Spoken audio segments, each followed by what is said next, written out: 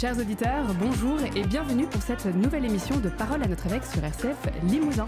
Je suis avec notre évêque, Monseigneur Pierre-Antoine Bozo, qui est avec nous pour faire un retour sur l'actualité de notre diocèse. Bonjour Monseigneur. Bonjour Marie-Flore. Alors Monseigneur, un de nos jeunes prêtres vient de décéder des suites d'une longue maladie. Que souhaitez-vous dire à nos auditeurs aujourd'hui ? Eh bien que je partage la peine que j'imagine qu'ils ont, comme en tout cas je suis moi-même très, très peiné, très triste de ce décès. Un décès évidemment, c'est surtout dur pour les vivants plus que pour les morts. Et donc les vivants, ce sont les membres de la famille du père André Vénitus, ses paroissiens, la paroisse du Dorat et des alentours, et puis tous ceux avec qui il a collaboré. Il a été très très présent dans les écoles de Limoges, en particulier Beaupéra, Jeanne d'Arc, Ozanam, auprès des scouts, des petits chanteurs limousins, servants de messe. Et donc un prêtre qui meurt à 42 ans, après 8 ans d'ordination à peine, c'est un peu difficile à comprendre, on ne sait pas trop ce que Dieu nous dit à travers cela. On est fait pour vivre plus longtemps, pour exercer plus longtemps. Un ministère, il a eu à peu près autant de temps de préparation au sacerdoce que d'exercice de son ministère. Donc voilà, c'est une grande peine pour notre diocèse, un déchiffrage un peu compliqué de la volonté de Dieu. Nous avons prié beaucoup, demandé beaucoup au Seigneur de le guérir, de le sauver. Les médecins s'y sont donnés avec toute leur science et je pense aussi beaucoup de zèle. Et puis voilà, et puis le père André nous a quittés très très paisible, très prêt à mourir. Ça, c'était quelque chose de très beau de savoir qu'il s'était ainsi bien préparé. Mais ça reste voilà un événement éprouvant et dans lequel il nous faut accéder par la porte de la foi et de l'espérance, en nous disant qu'il y aura une fécondité de cette vie donnée, de sa mort probablement, même si nous ne la mesurons pas bien aujourd'hui. Aujourd'hui, nous mesurons surtout la tristesse et un petit peu le désarroi, voilà, d'être privé d'un pasteur alors que nous n'en avons pas beaucoup. L'affluence de beaucoup de monde lors des obsèques du père André est le signe aussi de la fécondité d'une vie donnée. Une vie offerte, vous voyez, le sens du célibat consacré, de donner toute sa vie pour le Christ, pour l'Église, eh bien, ça porte des fruits. Alors des fruits, ça va porter des fruits de son vivant, même si le père André n'était pas un pasteur parfait, parce qu'il n'y a qu'un pasteur parfait qui est le bon pasteur. Il aura fait beaucoup de bien auprès de beaucoup de monde, donc nous pouvons rendre grâce au Seigneur de cela, et puis continuer d'espérer que d'autres viendront continuer la mission. Alors justement, le dimanche 30 avril avait lieu les 60e journées mondiales de prière pour les vocations. Et elle avait pour thème la vocation, grâce et mission. Alors pourquoi cette invitation à la prière ? C'est une initiative du pape Paul VI après le concile Vatican II, cette journée mondiale de prière pour les vocations, parce que c'est un des commandements de Jésus assez clair. Jésus ne nous invite à la prière et nous aide à prier, nous montre nous donne l'exemple de la prière, nous enseigne la prière du Notre Père, mais il ne nous donne pas beaucoup d'intentions spécifiques de prière, sauf celle-ci. Il nous dit prier le maître de la moisson d'envoyer des ouvriers à sa moisson. Donc c'est un commandement de Jésus de prier le maître de la moisson, d'envoyer des ouvriers à la moisson. Et donc c'est ce que nous choisissons de faire ensemble avec toute l'Église universelle en ce dimanche dit du bon pasteur, voilà, dans le temps pascal, le 4e dimanche après Pâques. Alors chez nous c'est un petit peu occulté peut-être cette année par les ostensions, parce que ce dimanche des vocations le temps des ostensions des moutiers. C'est un psalmet, donc peut-être que cette journée de prière passe un peu plus inaperçue, mais elle est d'autant plus utile. On vient de parler du décès du père André. Voilà, je pense le père André a eu une attention particulière aux jeunes. Eh bien, cette journée, elle est là.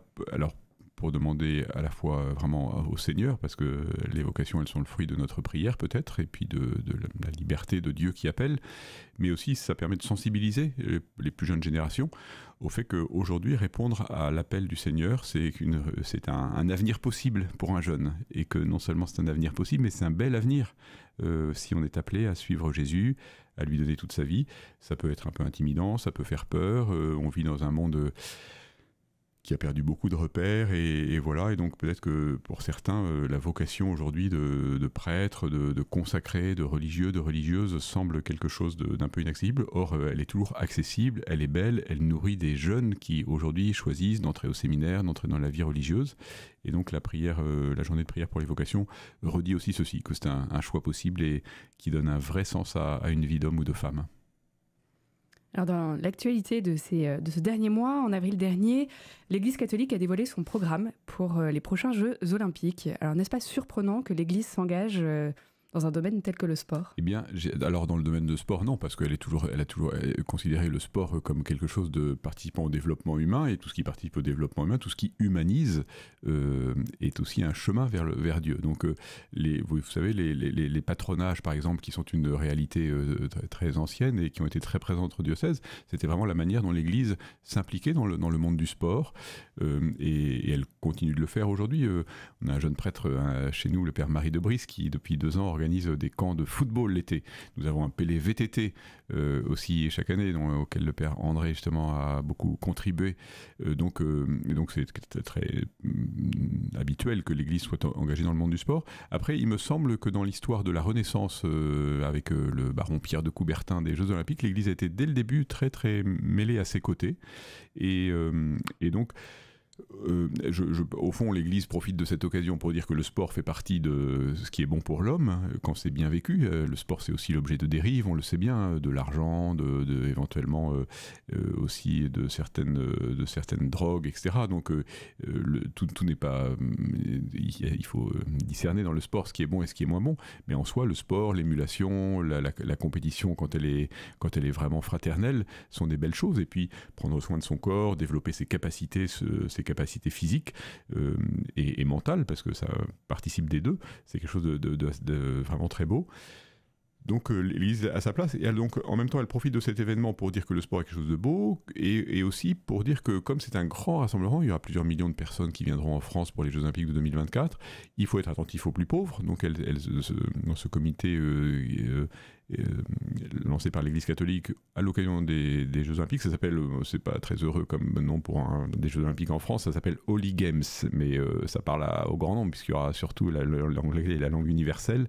Donc c'est les saints, les Jeux saints. Holy Games, c'est le programme de cette initiative catholique. Donc on sera attentif à l'accueil des plus pauvres, des plus petits, à essayer auprès du comité olympique de faire en sorte qu'ils aient accès aussi à ce que ces jeux soient une dimension solidaire, une dimension écologique, mais aussi que ce soit un lieu missionnaire, que ce soit un lieu d'annonce du Christ. Vous savez, dans les actes des apôtres, dans le Nouveau Testament, les lettres de Saint Paul en particulier, il y a pas mal de comparaisons sportives. Saint Paul dit que on est comme un coureur à l'entraînement, vous voyez, qui se prépare pour gagner un prix, une couronne qui ne flétrit pas. La couronne, vous savez, la couronne de laurier du champion olympique de l'époque de Saint Paul, c'était une couronne qui se flétrissait.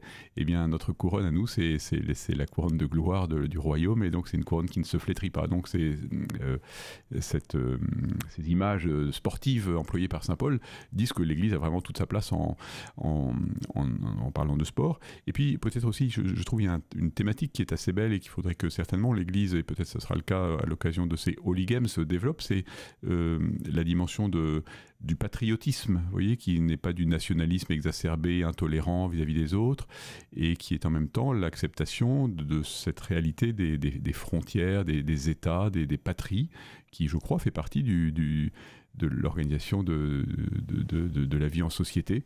Et donc je trouve que c'est l'occasion de pas mal de belles réflexions sur beaucoup de thèmes, mais surtout aussi d'une perspective missionnaire et puis d'une attention aux plus petits. Donc je crois que ça a une grande pertinence. Alors le pape a nommé un évêque, Monseigneur Gobillard, pour le représenter à ces Jeux Olympiques, et puis l'archevêque de Paris a lancé une équipe, il y a une salariée, il y a Monseigneur Marseille qui est un évêque auxiliaire qui prendra aussi en charge cet engagement. Donc je crois qu'il y aura des très belles choses à cette occasion, et que les jeunes catholiques sont invités à être bénévoles pour accueillir le monde entier à Paris, pas seulement pour des JMJ, mais aussi pour des Jeux Olympiques. Je trouve que c'est beau que l'Église soit mêlée à ces événements profanes. Alors, nous entrons dans le mois de mai, qui est le mois de Marie. Alors, pouvez-vous nous dire un peu quels sont les fruits de la prière mariale aujourd'hui ? Eh bien, je crois que Marie, on le voit dans les évangiles, elle est assez discrète, mais qu'elle intervient toujours à bon escient, et que donc prier Marie, c'est être sûr d'être sur un bon chemin, d'être bien guidé. Elle est la mère de Jésus, elle est notre mère, nous la prions aussi comme notre mère, hein. La mère de Dieu est notre mère, donc on a toujours intérêt à écouter les invitations d'une mère. Et donc les fruits, c'est à la fois d'écouter et d'entendre l'exemple de la Vierge Marie, mais c'est aussi de prendre exemple sur sa foi. Vous voyez, elle a une vie marquée par beaucoup de joie et beaucoup de peine. On évoque ça dans les différents mystères du rosaire, les mystères joyeux, les mystères glorieux, les mystères douloureux, c'est-à-dire tous les différentes étapes de la vie de son fils sont aussi des étapes de son cœur de mère qui sont marquées par la joie de la naissance, mais aussi par la souffrance de la fuite en Égypte, par évidemment la souffrance de la passion, la croix. Voilà. Et Marie reste debout dans sa foi à ces moments de grande obscurité dans sa vie, et son cœur et son âme sont transpercés par un glaive, comme l'a prédit le vieillard Siméon. Et donc Marie est vraiment un modèle de foi, un modèle d'espérance, un modèle de charité finalement.